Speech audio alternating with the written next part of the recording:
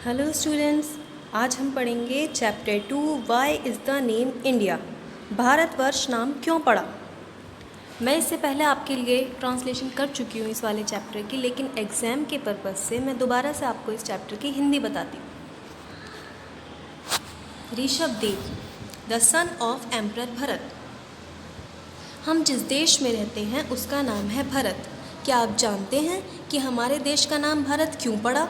ये देश जिसे हम भारत कहते हैं इसका पुराना नाम अजनाब खंड है। भगवान ऋषभदेव के पुत्रों में सबसे बड़े भरत थे। उनके राजा होने पर यह भारत खंड या भारतवर्ष कहा जाने लगा। सृष्टि के प्रारंभ की बात है। मनु के बड़े पुत्र का नाम था प्रियव्रत। वे बहुत पराक्रमी थे। एक बार रथ पर चढ़कर उन्होंने सूरज के पीछे पीछे पृथ्वी की 7 चक्कर लगाए। रथ के पहिए से जो लीकें बनी वो ही 7 समंदर बन गए।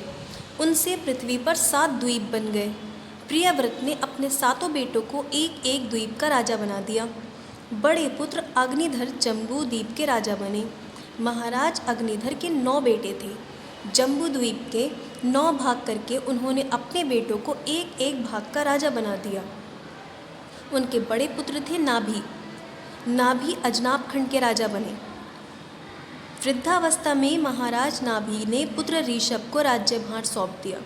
खुद बद्रिकाश्रम में जाकर तप में लीन हो गए। ऋषभ के राज्य में प्रजा बहुत सुखी थी।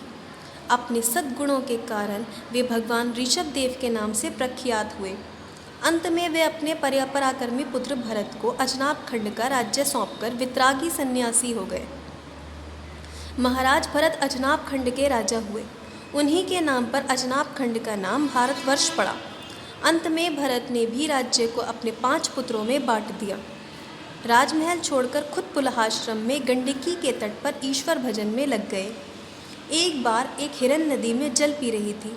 अचानक शेर की दहाड़ सुनकर वो डर गई। उछलकर भागने लगी तो उसके गर्भ का बच्चा जल में गिर पड़ा। हिरनी मर गई। नन्हा बच्चा जल में तड़पने लगा। नदी में स्नान करते हुए भरत ने ये सब देखा। उसे बच्चे पर बहुत दया आई। उसे उठाकर अपने आश्रम में ले आए। राज वैभव छोड़ने के बाद भी भरत को उस हिरन के बच्चे से मोह हो गया। वे रात दिन उसकी सेवा में लगे रहते। भरत का यम नियम सब छूट गया। मृग के बच्चे में मोहग्रस्त हो गए। मृत्यु के समय भी उन्हें मृग की ही चिंता थी। फलते दूसरे जन्म में उन्हें हिरन का ही शरीर मिला। उन्हें पहले जन्म की बातें याद थीं। वो सूखे पत्ते खाते थे, हरी घास छूते तक नहीं थे। अंत में गंडकी नदी में ही उनका शरीर छूटा। तीसरे जन्म में उनका जन्म ब्राह्मण के यहाँ हुआ। अब भी उन्हें पुराने जन्मों की बातें याद थीं। अतः कहीं परिवार से मोह न हो जाए इसलिए वो पागल की भांति रहते थे। कोई कुछ दे देता तो खा लेते थे। इस जन्म में वे जड़ भरत के नाम से प्रसिद्ध हुए। श्रीमद्भागवत के 5म स्कंद के 7वें अध्याय में लिखा है, अजनाभम नामोत नामै द्रशम भारतमिति यते आरभ्य वैपदी शांति। अर्थात इसका मतलब है इस वर्ष को, जिसका नाम पहले अजनाब खंड था, महाराज भरत के समय से ही इसे भारतवर्ष कहते हैं।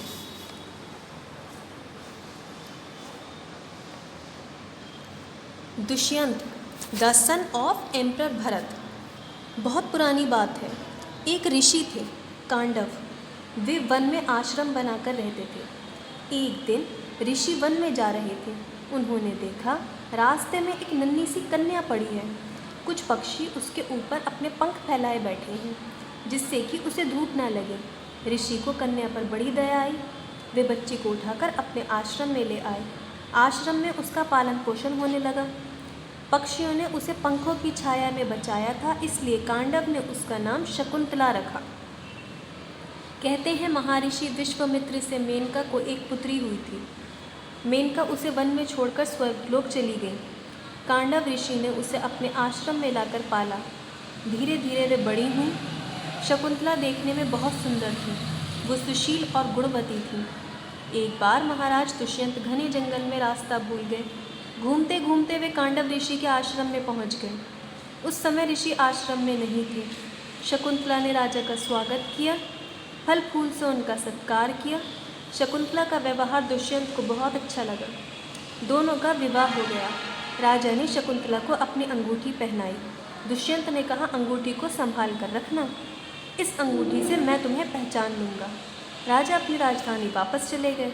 शकुंतला से कह गए कि जल्दी ही मैं आऊँगा, ऋषि की अनुमति लेकर तुम्हें राजमहल से ले जाऊँगा।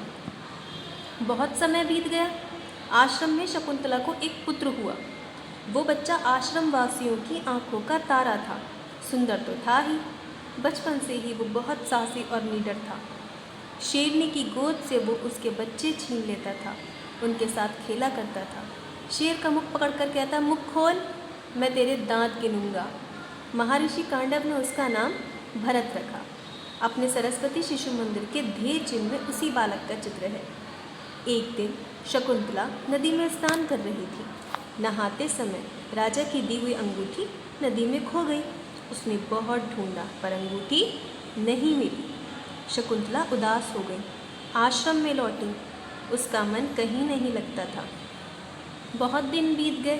दुष्यंत लौट कर ही नहीं आए।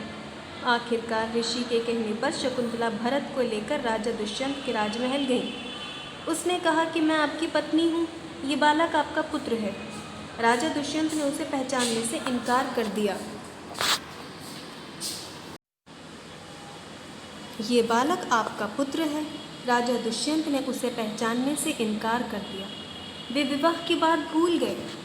शकुंतला व्याकुल हो गई। उसी समय सैनिक एक मछुआरे को पकड़कर राजा के पास लाए।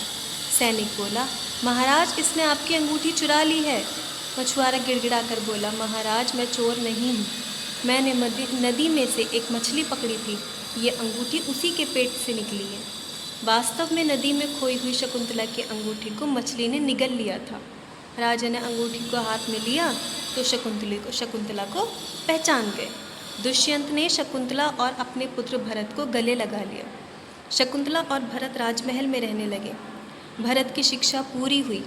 दुष्यंत के बाद भरत सम्राट हुए। उन्होंने दिग्विजय किया। गंगा तट पर 55 और यमुना तट पर 78 अश्वमेध यज्ञ किए।